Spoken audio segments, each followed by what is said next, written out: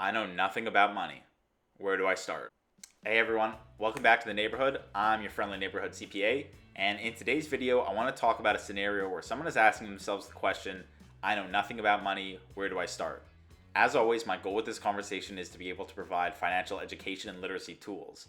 By no means is this going to be an exhaustive discussion, and by no means will this be the be-all and end-all, right? I'm sure that someone else is going to have a different point that they could swap in for one of my points, and realistically, I could probably add 10 more points if I wanted to. But these are just sort of the early things I want to tell someone before we even get started into specifics.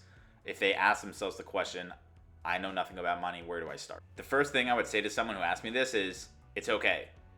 I think that there is so much anxiety around money, around finances, and especially I think in the financial industry, there are so many terms and acronyms and things that end up just creating a lot of intimidation for people to get started or to even get started learning, that they just keep on putting it off. So the first thing I would say to anyone who says, I know nothing about money, where do I start? I'd say, it's fine.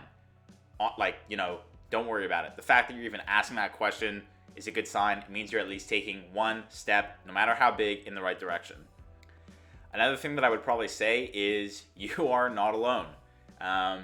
In a article on the Government of Canada website, Financial Stress and Its Impacts, 48% of Canadians say they've lost sleep because of financial worries, and 44% say it would be difficult to meet their financial obligations if their pay is late.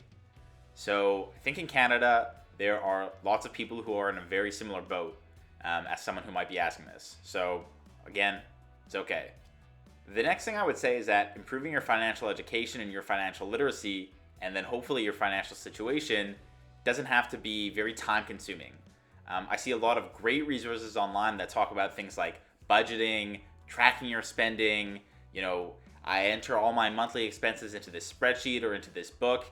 And for some people, that's a fantastic solution, right? I know people love seeing exactly what goes in where, and that is a really helpful exercise in terms of understanding where all of your money is going.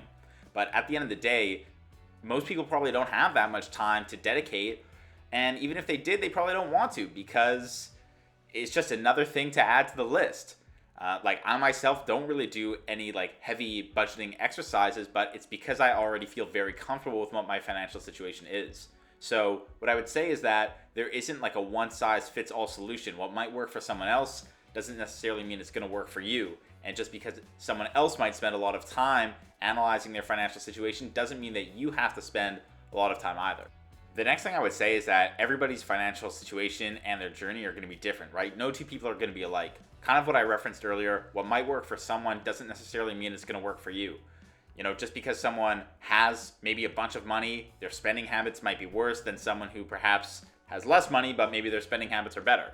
So what I would say is that when we think about our own financial, outlook and our own financial situations, although it's tempting to compare yourself to friends, family, coworkers, and especially with social media and the internet, compare yourself to every person that you're seeing online and things like that, you have to kind of throw it all out the window, and you just have to sort of say, hey, look, this is me at ground zero, at level one.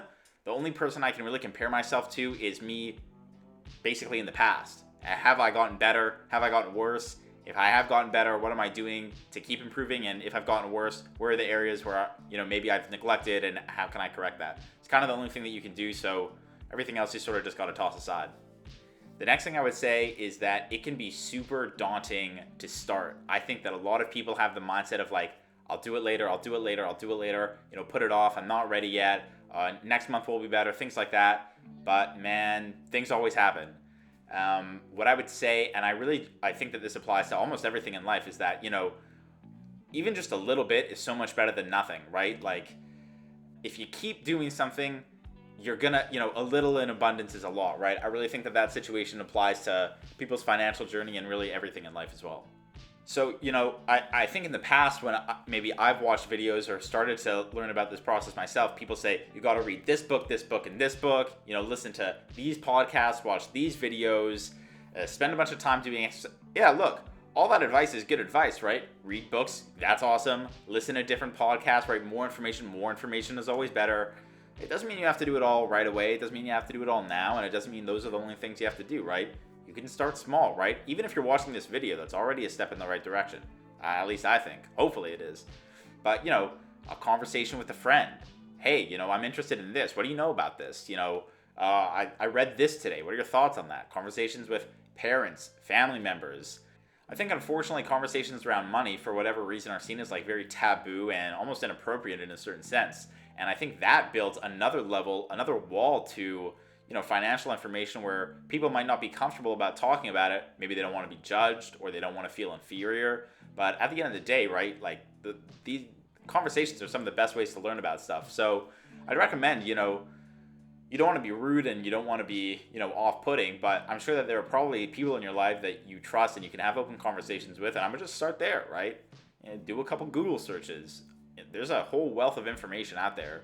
You just got to start somewhere, start small, and you'll slowly work your way up. So look, if you clicked on this video because you think you know nothing about money and you want somewhere to start, I'm hoping that this is the place where we can do that.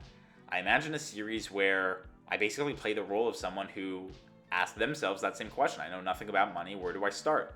Okay, so let's go through the list. Let's start at looking at what's my financial health right now? What are my goals? What are the things I need to do to get to my goals? What are things that I can improve on in my daily life? What I really want to do is be able to provide super tangible and almost very actionable things that you can start incorporating into your life right away instead of just kind of giving some generic advice like, save 10% of your gross pay. Even that, I think is generally good advice, but if you just watch it in the video, you might not know what gross pay is. What's gross versus net pay? How do I even calculate what 10% of that is? Is 10% the right number for me? There's so many variables, right? So I want to at least go through this hypothetical discussion, right? Almost like a simulation where I'm the test dummy in that case, where you can sort of leverage what I go through and hopefully apply it to your own lives as well. So hopefully you guys found that video enjoyable and you learned a little something. If you like that video, you want to see more, please feel free to subscribe. Come on, join for the journey. With that, take care, and I hope to see you around the neighborhood. Bye.